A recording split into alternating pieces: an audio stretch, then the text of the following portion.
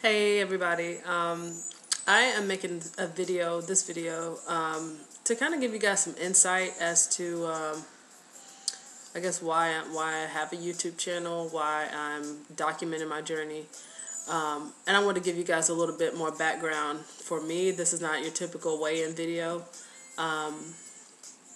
but I was just sitting here thinking, and you gotta excuse me, I'm just getting over a cold. But I was thinking just now how important it is for, I guess, for my subscribers to really know where I'm coming from and how I got here, how I got to this point. And I was telling a friend of mine, not really a friend, but a friend, about how I got, I guess to be as big as I was, or what my whole weight story was. And I guess I just wanted to kind of share that with you guys as well. I know a lot of people on here, they said they've always kind of been an overweight child. I was kind of a chubby child, but I wasn't really anything like what you see sometimes on TV today. Like, just kids today, they can be so, you know, just the culture that we live in, especially in America, they're prone to just obesity at an early age. Well, I was chubby, but, not by any means obese. But, well, I think up until I reached a certain age. Let me backtrack because I don't want to tell any lies. But I was when I first really started noticing my weight. I was in the 6th grade, 11 years old. When you first have the dress out PE, and they did like your height and weight measurements and all that stuff. And so I was with my friends, and that's when girls start to be more conscious about their weight and body image. And so I was 162 pounds at 11, like in the 6th grade. That's overweight for my height now. I'm 5'7", so I'm supposed to be like 140, maybe 135 on the low end, but 135 to 145. And I was 162, and so the girls are, my friends are asking each other, "What your weight is? What's your weight?" And so they were like 95 pounds, 100 pounds. And, I was ashamed to tell that my weight was 162 pounds. But, so that's when I really noticed that, especially compared to my friends, that, I probably shouldn't weigh this much. But, obviously, I didn't stop there. It's not like it was, a kid or a young person consciously trying to gain weight. But, I never really had the highest self-esteem as a child.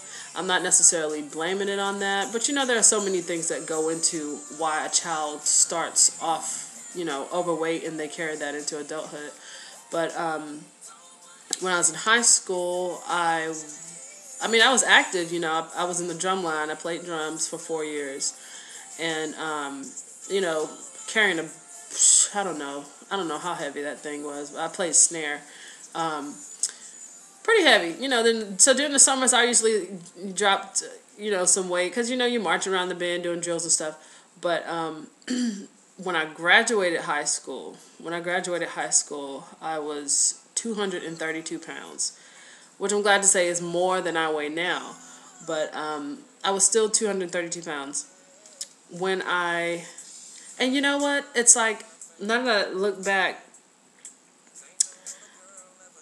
I was so self-conscious, in college, about my weight. And, it's like the more weight you gain, or the more you weigh, the more invisible you feel. And it's like the more nonchalant about life you kind of become. Like, in college, I didn't have any friends. I can't really say that I have a lot, friends now, people that I would consider true friends. But, and I would say that's probably like a side effect of my weight, even though I'm losing it now. But when I was in college, I didn't live the college experience. I went to class. I did study groups and stuff like that. For my grade, or if it was some kind of project. But it wasn't like I was actively searching for opportunities to meet new people, or go out in that typical college life experience, whatever you want to call it. I didn't have that, and it's kind of like I deprived myself of that because of my weight. And that's just so sad, really, because, I can't turn back the clock. But if I could, I'd probably definitely do it differently. But when I graduated college, okay, and this was, 2005, I was 200, I want to say about 250 pounds. So, that's 18 pounds that I had gained in college. And then when I really, really decided to take my weight, into my own hands, and my health in my own hands, I was, my highest weight was 200 and, I want to say 200. On my channel, my starting weight for my channel is 274 pounds, but my all-time highest weight is 282, I believe, 280 pounds. And I was actually considering, at that point, I was considering doing gastric bypass surgery. Can you believe that? And it's like, I am so glad that I did not do that. I mean, because everything that I'm learning about myself now, and really just all the things that I'm learning to, to do to keep myself healthy and to stay healthy, I would not have ever learned if I had gotten the surgery. Like, I went through all the motions. I went through everything to get the surgery. I had my consultation. He put me on this medicine, like this, I guess you want to call it a pre-op medicine, but it was something about, like I was gastrointestinally, my stomach was more prone to, I don't know, ulcers, so he had me on this kind of medicine to, I guess, kill the germs or whatever that might cause, I don't even know what the heck it was, but I took that. I went to my physician to get the all clear, and then I was like, really? I mean, is there something else I can do? Now, this was in 2006 that I actually did that. And I was still in 2008, still the same weight. But it was then that I decided that I didn't want to go through with that because, I mean, I know people who do weight loss surgery don't like when people say it's the easy way out. It's the easy way out.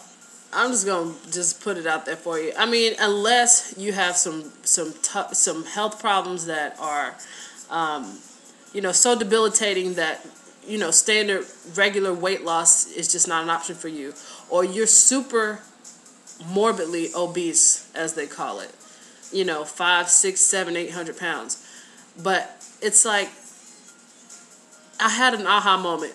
I hate to say that because that sounds so cliche, but I think what it really boiled down to for me when I changed my mind on whether or not to do the surgery was that it's kind of like I pictured myself on the operating table. I know this is weird, and it's really so mind-boggling when I go back and I think about it. But and it's like this would be a self-inflicted kind of surgery. It's not like a surgery I would need because I got in a bad car accident. It's a surgery I needed or would need because I let myself get fat or because I didn't really pay attention to my health for all these years. And it's like when you really consciously say, my problems now are reversible and I don't need, a doctor to reverse it, that was really what did it for me. It wasn't even the risk of dying, I could have, 1 or 2% of people who have, that surgery, they die from the complications, I might be that one with the luck that I have, in that 1%. So, it would have been an irresponsible decision for me to have the surgery when I'm an able-bodied person who can do it on my own, who can lose weight on my own. But I just wanted to make one of these videos to just give you guys a different side of me, a different part of me. There are a lot of things I really think about, losing weight on my own that I just think about. I just keep it all in my head, and I think I really want to just try to get that out there. You don't even really have to leave comments, but I think it'll be pretty fun for me to look back at all this. Or maybe not so fun, depending on what I say. But anyway, thank you guys for watching, and thank you for your continued support, because it really does mean a lot. Yeah, I go back and read the comments, reread the comments a lot when I need that motivation. So I definitely appreciate you guys. Thanks for hanging in there with me. Talk to you guys later. Bye.